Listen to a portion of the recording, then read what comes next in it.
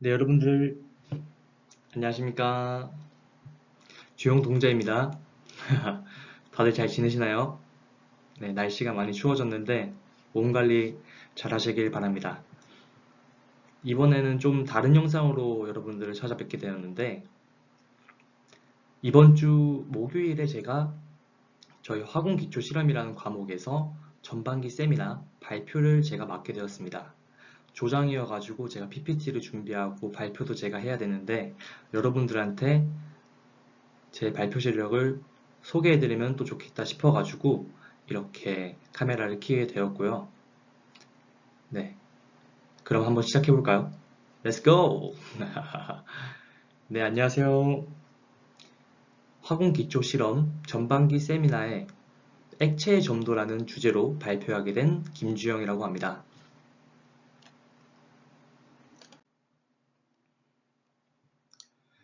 세미나 순서에 대해서 간략하게 설명해 드리겠습니다. 우선은 액체의 점도에 대한 이해도를 높이기 위해서 일상생활에 대한 예시를 곁들여 가지고 여러분들에게 소개해 드릴 거고, 그 다음으로는 본격적으로 액체의 점도 측정 실험에 대해서 설명을 해보도록 하겠습니다. 네, 여러분들 점도란 무엇일까요? 점도라는 개념이 다소 생소하실 거예요. 밀도는 들어봤는데 점도는 뭘까? 라고 생각하시는 분들이 많으실 텐데, 우선은 개념적으로는 점도라는 것은 액체가 유동할 때 나타나는 내부 저항을 말합니다. 말로 하면 어려우니까 한번 두 가지 그림을 통해 가지고 이해도를 높여보겠습니다, 여러분들. 우선은 오른쪽에 보이시는 물, 왼쪽에는 꿀이 있습니다. 이 둘 중에 어떤 게 뭔가 저항성이 강할 것 같나요? 한번 고민해 봅시다. 어떤 게 저항성이 강할까?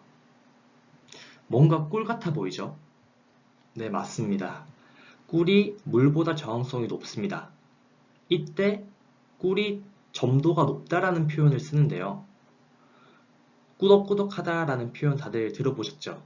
그때 사용하는 게 이제 점도가 높을 때 사용하는 말이고, 반면에 물은 뭔가 잘 흐르죠. 유체의 흐름이 잘 흘러간단 말이죠. 그래서 물은 상대적으로 꿀보다 점도가 낮다라는 표현을 씁니다.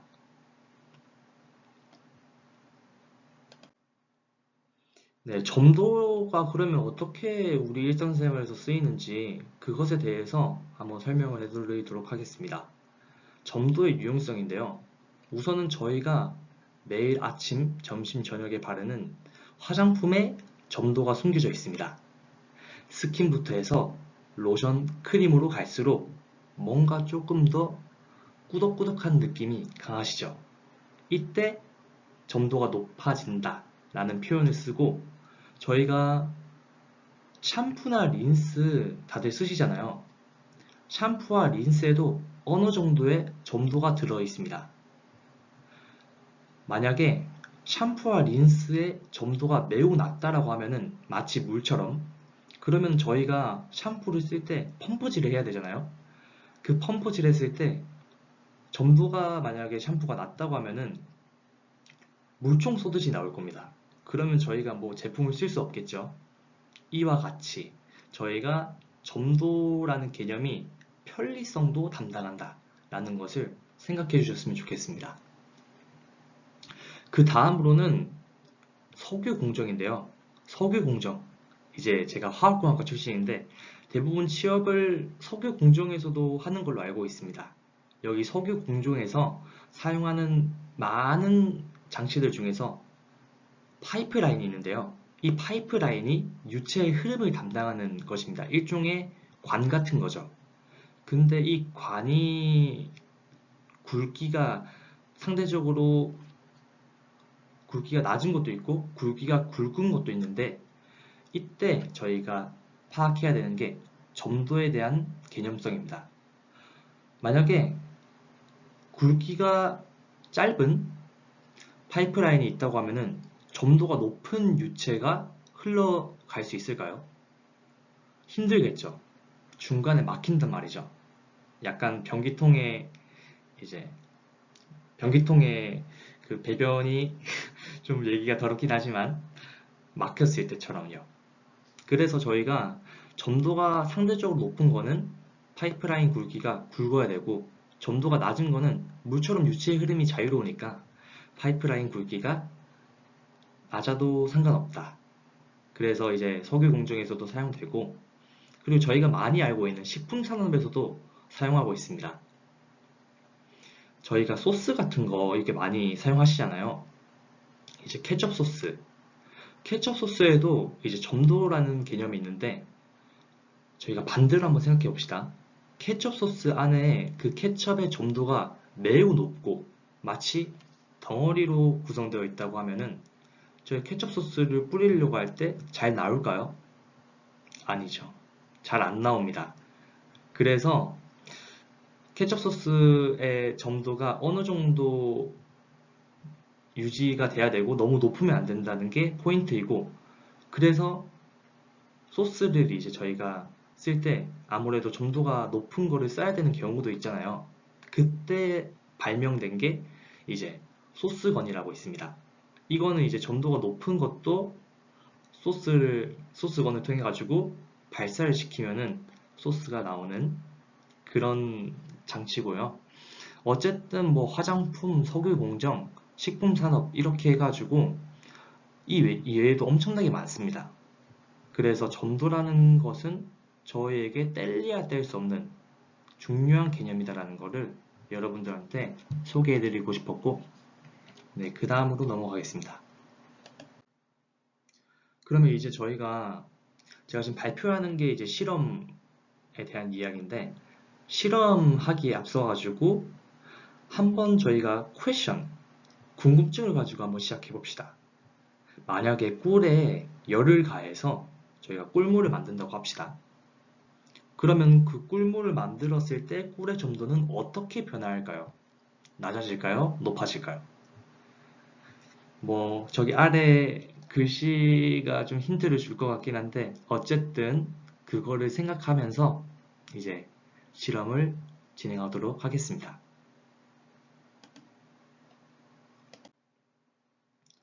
우선 목차입니다. 제가 이제 액체의 점도 측정 실험에서 어떻게 실험에 대해서 설명을 할 건지 그런 목차에 대해서 설명을 해드리겠습니다.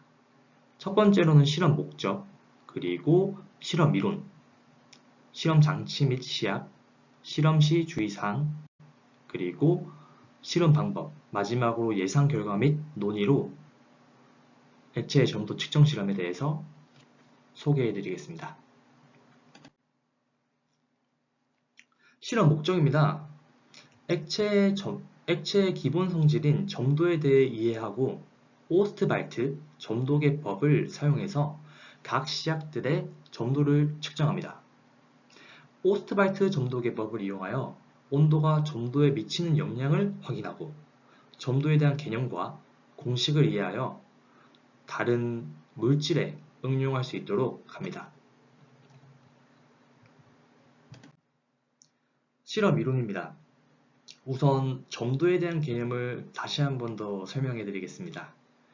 점도라는 것은 유체의 흐름에서 어려움을 나타내는 것을 이제 크기로 나타낸 양입니다.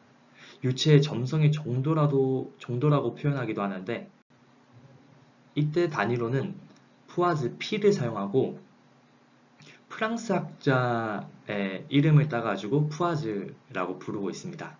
그리고 센티푸아즈, 파스칼 초, 뭐 이렇게 단위로 표현이 되고요.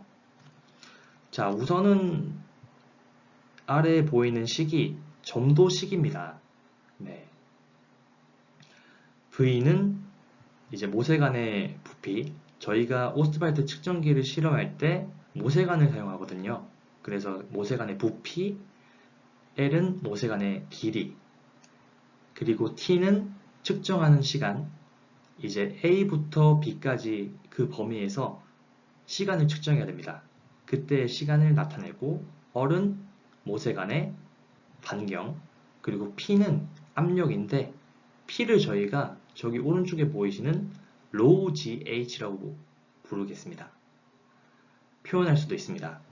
low는 밀도, 그리고 G는 중력 가속도, H는 A와 B 사이의 길이를 뜻합니다. 이렇게 점도의 식에 대해서 익숙해지고 점도의 세 가지 개념에 대해서 설명해 드리겠습니다. 우선 첫 번째로는 상대 점도인데요.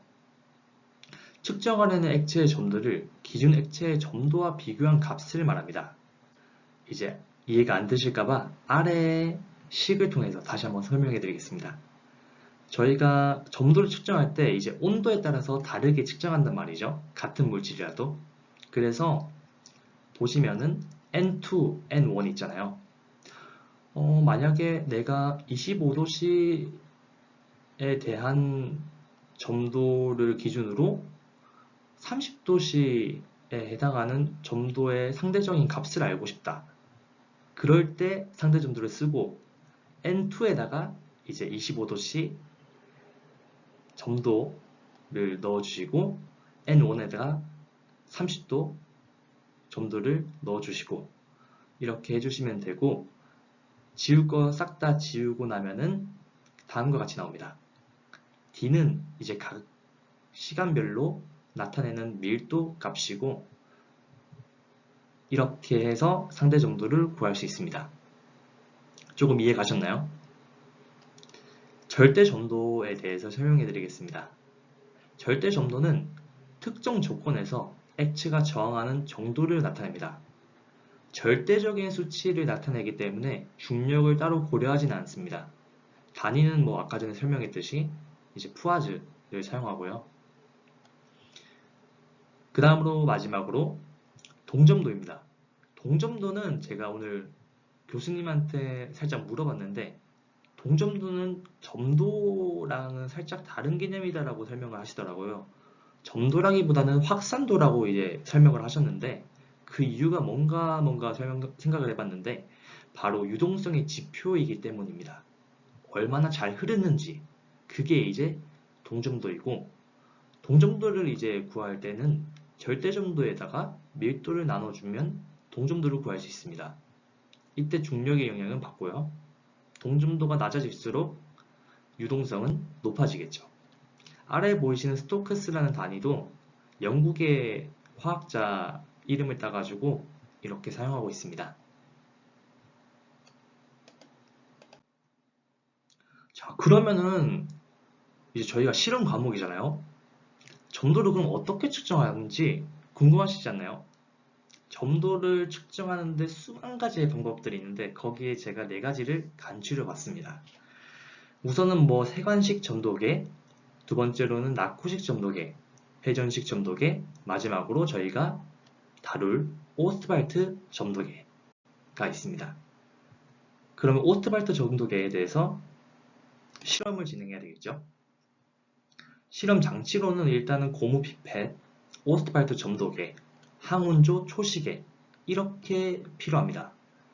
우선은 항온조가 살짝 뭔지 모르시는 분들이 계실 텐데 항온조는 말 그대로 저희가 25도씨, 35도씨, 45도씨 이렇게 시간 온도별로 점도를 측정해야 되는 경우가 있잖아요. 그때 온도를 유지해주는 장치가 항온조 장치이고 고무 피펫은 이제 저희가 모세관 이제 점도계의 A하고 B 사이의 부분을 파악하고 거기에 따른 시간을 측정을 해야 되잖아요. 그때 고무 피펫을 통해서 이 시약들이 A와 B 사이로 올라갈 수 있도록 다가갈 수 있도록 만들어주는 장치고 반면에 이제 내려가면서 측정되는 시간을 관찰해야 되니까 고무 피펫을 통해서 공기를 쭉 빼주면은 A에서 B까지 올라가 있던 시약들이 내려가면서 시간을 측정할 수 있습니다. 네. 그 다음으로는 실험 시약인데요. 저희가 총 3가지 시약을 사용합니다. 아세톤, 메탄올, 클로로포름 이렇게 3가지 물질을 사용하고요. 자, 이제 측정 원리입니다. 오스트발트 점도계는 안지름이 균일한 모세관 속에서 측류 상태. 이때 측류 상태는 물이 평평한 상태를 말합니다. 이렇게 평평한 상태에서 시료를 흐르게 하여 일정 부피의 시료가 흐르는데 필요한 시간을 측정하여 그 시료의 점도를 구하는 것입니다. 저희가 아까 전에 제가 설명을 해드렸겠지만은 A하고 B 소문자 보이시죠? 여기서 쭉 내려가면서 이때하고 이때 사이의 시간을 저희가 측정을 하는 것입니다. 그래서 점도를 구하는 거고요. 자, 실험시 주의사항입니다. 저희가 실험할 때 항상 주의를 많이 해야 됩니다. 아무래도 위험하기 때문에 그리고 또 정확한 결과값을 얻기 위해서는 실험시 주의사항은 필수적인 부분입니다. 첫 번째로는 시료 액체의 부피와 기존 액체의 부피는 동일하여야 합니다. 저희가 상대 점도에서도 봤듯이 온도에 따른 같은 물질의 상대 점도를 파악하는 것이잖아요. 얼마나 상대적인지 그 값을 파악하는 건데 그때 계산하는 과정 속에서 부피가 있었을 거예요. 더 정확하게 계산하기 위해서는 그 두 개의 부피, 비교하려는 두 개의 부피가 동일해야 되겠죠. 정확한 값을 위해서. 네. 두 번째로는 메탄올의 냄새를 맡거나 아세톤, 클로로포름을 마시지 않도록 합니다. 저희가 실험을 할 때 이렇게 장난치는 학생분들이 많이 있어요. 저는 이제 1학년 때 비대면으로 실험을 해서 잘 모르겠는데 고등학생 때 막 실험을 할 때 장난치는 학생들이 많더라고요. 거기에 저도 포함하고요. 그래서 일단은 냄새를 맡거나 그런 행동은 좀 삼가도록 합시다. 그리고 세 번째로는 항온조 장치, 아까 전에 말했던 온도를 일정하게 유지하는 장치를 이용하여서 점도 측정 시에 액체의 온도를 모두 같은 온도로 유지하도록 합니다. 이때 저희가 온도를 유지할 때 오차 범위도 중요하거든요. 플러스 마이너스 0.2도씨 이상은 차이 나서는 안 된다. 네, 그거를 유의해 주시면 되고 마지막으로 정확하게 점도계의 A에서 B 구간까지의 시간을 측정하여야 합니다. 실험 방법입니다. 점도계를 뜨거운 세척 용액을 통해서 잘 닦은 후에 물로 여러 번 헹굽니다. 두 번째로 피펫으로 정량의 측정액을 표지 A와 B 사이 및 아래쪽 큰 공, 네, 여기 보이시죠? 네, 여기서 3분의 1 정도 채울 수 있을 만큼 점도계에 넣습니다. 지금 이 그림이 살짝 잘 비현실적으로 나와서 그렇지만 실제로는 여기에 담겨있는 지금 공하고 여기에 담겨있는 공하고 부피를 판단했을 때 여기가 훨씬 높습니다, 여러분들. 지금 이게 잘못 나왔네요. 이게 더 많아 보이죠, 부피가. 하지만은 3분의 1 정도 채운 이때의 시약의 부피가 훨씬 더 크다라는 점을 명심해 주셨으면 좋겠고, 그리고 점도계를 항온조에 넣어서 열평하게 될 때까지 10분 정도 기다립니다. 점도계 모세관 쪽 관의 위쪽에 네, 여기에다가 고무 피펫을 연결을 하고 액체를 공 A 윗금 소문자 A 조금 위까지 빨아 들어올립니다. 그 이유가 뭐냐면은 이제 저희가 측정계를 이제 시간을 측정을 할 때 초시계를 사용하잖아요. 그때 스타트하는 부분에 따른 시간이 발생하기 때문에 기존의 소문자 A보다 살짝 조금 위에서 빨아 들어올린다, 측정한다 라고 생각해 주시면 되겠고, 수면이 표지 A에서 표지 B까지 흘러내리는 데 필요한 시간을 측정합니다. 이때 4번의 과정을 거쳐주고요. 한 번 했다고 되는 게 아니라 실험은 반복적으로 해줘야 됩니다. 그리고 이때 측정된 시간들은 서로 1% 범위 내에서 일치하여야 합니다. 항온조의 온도가 플러스 마이너스 0.2도씨 아까 말했죠. 이상 변하여서는 안 됩니다. 그렇게 온도에 따라서 25도씨, 35도씨, 45도씨에서 측정을 하면 됩니다.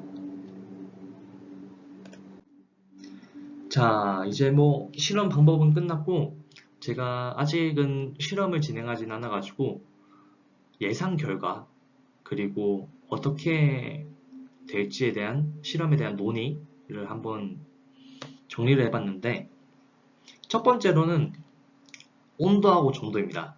여러분들 아까 전에 제가 퀘션 했던 궁금증 다들 기억하시나요?